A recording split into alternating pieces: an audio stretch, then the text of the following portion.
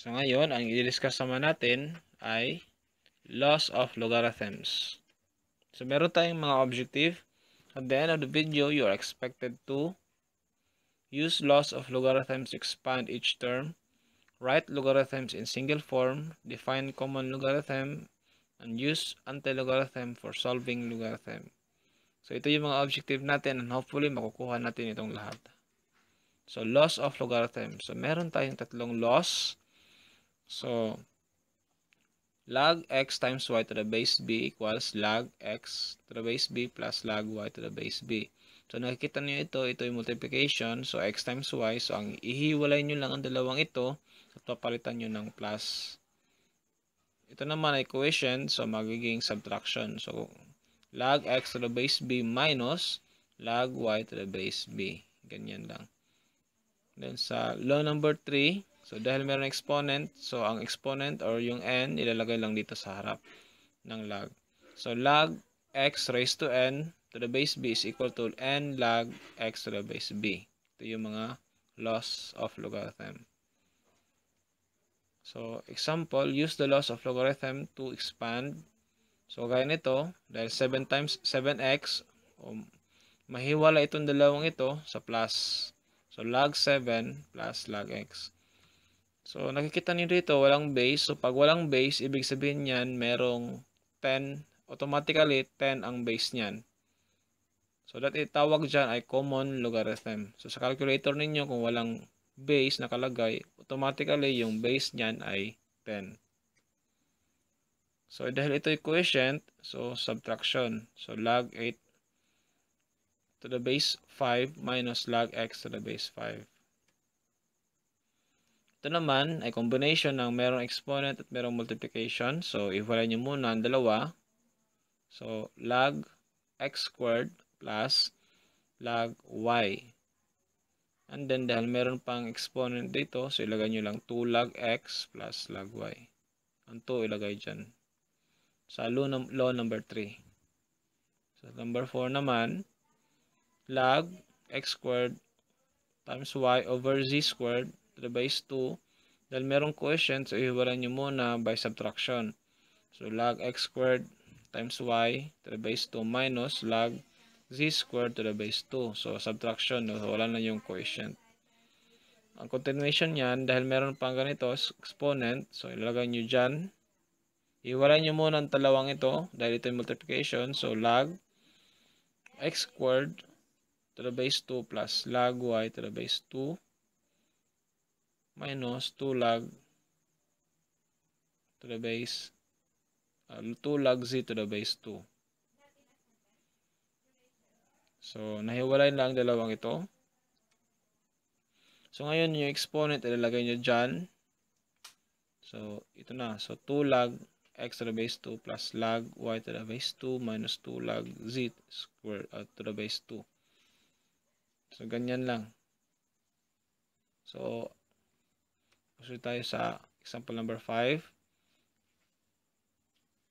So, log x squared y raised to 6 and z squared is equal to, so nakikita nyo multiplication ng lahat ng ito, so iwalay nyo lang sila through addition. So ito, una, pangalawa at pangatlo. So dahil meron tayong exponent na 2, so ilagay dyan sa harap. Ang exponent na 6 ilagay dito sa harap, at yung exponent na 2 ilagay sa harap. Ganyan lang. So write in single form. Kung kanina yun yung to expand, ngayon ito naman yung write in single form. So, dahil addition ito, so papalitan nyo lang, magiging multiplication na ito.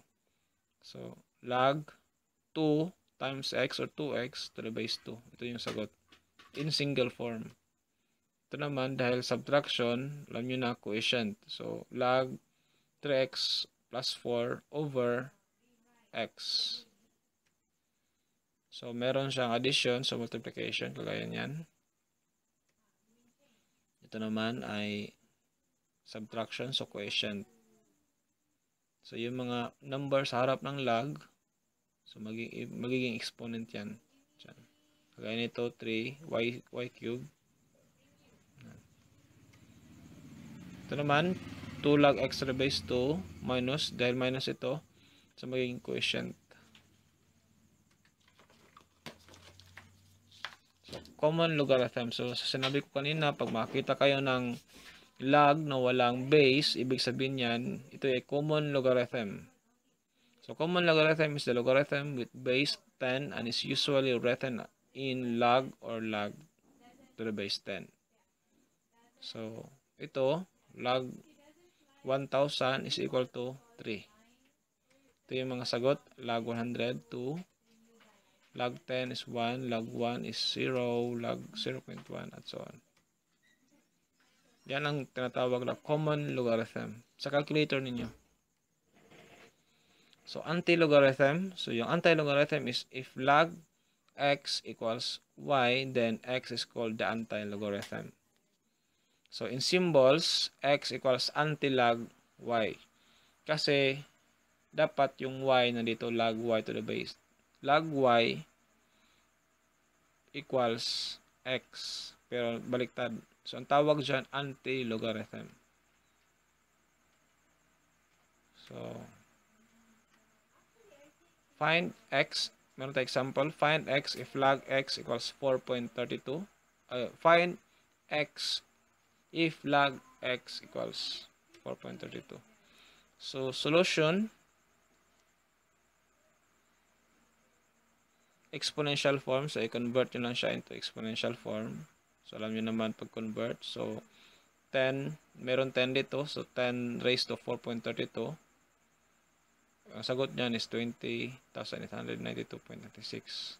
So, kung convert nyo ito into exponential form, 10 dito. So, ito yung sagot.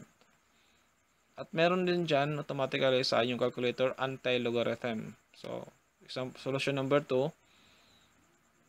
So, ilagay nyo muna 4.32 inverse log, INV, log, then equal niyan. Ang sagot dyan is 2892.96. Yan ang solution number 2. So, natural logarithm. So, the function defined by f of x equals log x to the base e equals ln x, where x is greater than 0. So, ang ln x, ito yung meron ng base na e. Ang e naman ay kuha yan sa exponential form na kung saan yung number ay nag-i-increase infinitely. So, yun yung e. Parang 2 point something, 2.6 or 7 is called a natural logarithmic function, common logarithm. So, log x means log 10, log x to the base 10. Ito yung common logarithm. So, ang natural logarithm naman, ito yung ln x means log x to the base e. So, ang ln x ay shortcut lang ng log x to the base e. Kuha nyo? So, ln x na lang ang isusulat nyo. Hindi na yung log ln na agad. Kasi exponential na yan. So, properties and laws of logarithms. So, meron tayong common logarithm na properties. At saka yung natural logarithm properties. Actually, magkaparas lang sila. Ito yung dalawang properties. So, kung titignan nyo mabuti sa property number 1 sa common and natural, so magkaparas lang sila.